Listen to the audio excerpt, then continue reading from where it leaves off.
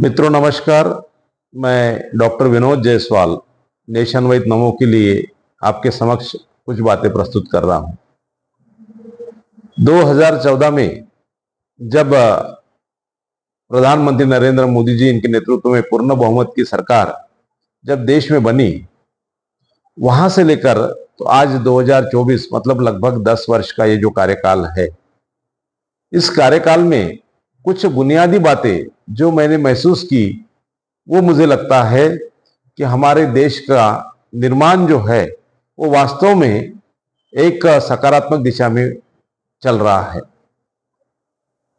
जब 2014 में मोदी सरकार आने के पहले मनमोहन सिंह जी की जब सरकार थी, तो लगभग पूरा 5 वर्ष अलग अलग प्रकार के स्कैम्स, घोटाले इसके नाम चला था।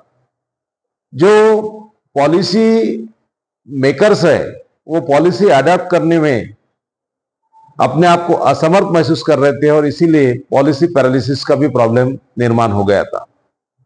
अर्थव्यवस्था के हाल खस्ता थे।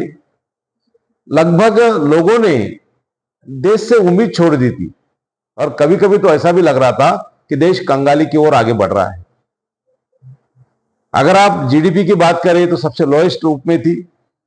जो लोग आज जीडीपी के संदर्भ में या अर्थव्यवस्था के बारे में गलत बयानी करते हैं, उन लोगों को यह समझने की जरूरत है कि जब डॉक्टर मनमोहन सिंह जैसे अर्थशास्त्री देश के प्रधानमंत्री थे, तब देश की अर्थव्यवस्था किस हालत में थी।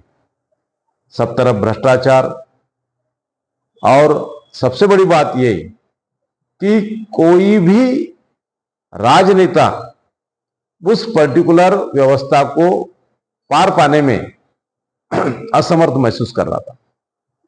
ऐसे में मोदी जी का प्रधानमंत्री के रूप में देश में आना और देश में छोटी छोटी बुनियादी जो बातें हैं उसको उन्होंने एड्रेस किए, चाहे फिर वो जनधन योजना हो, चाहे फिर शौचालय हो, या फिर ऐसे कई स्टेप्स उन्होंने लिए जो कि आम आदमी के लिए जरूरी थे।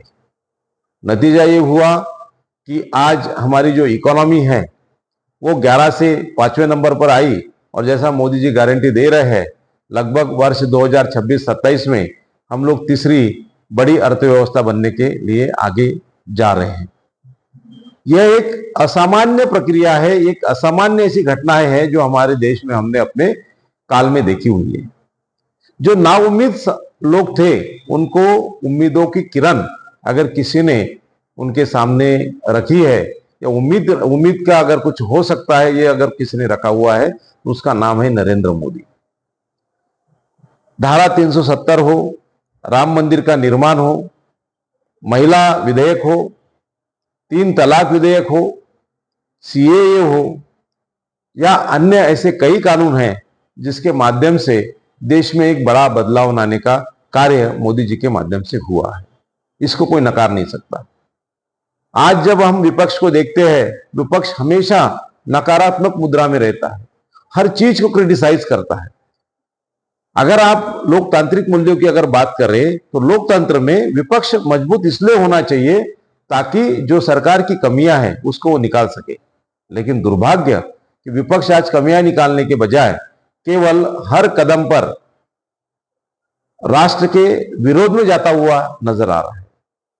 जो राष्ट्रीय मुद्दे हैं उसको उन्होंने छोड़ दिया है। जाति व्यवस्था पर, अर्थव्यवस्था के बजाय धर्म पर, अलग अलग जगह पर वो ऐसी बातें कर रहे हैं जिससे देश की बदनामी होती है।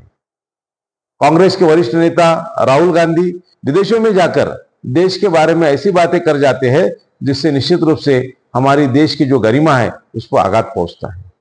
क्या गांधी परिवार का ऐसा सदस्य जिन्होंने देश की आजादी में बड़ा योगदान दिया है, वो कहते हैं, क्या उन्हें यह भी नहीं पता कि भारत एक देश है?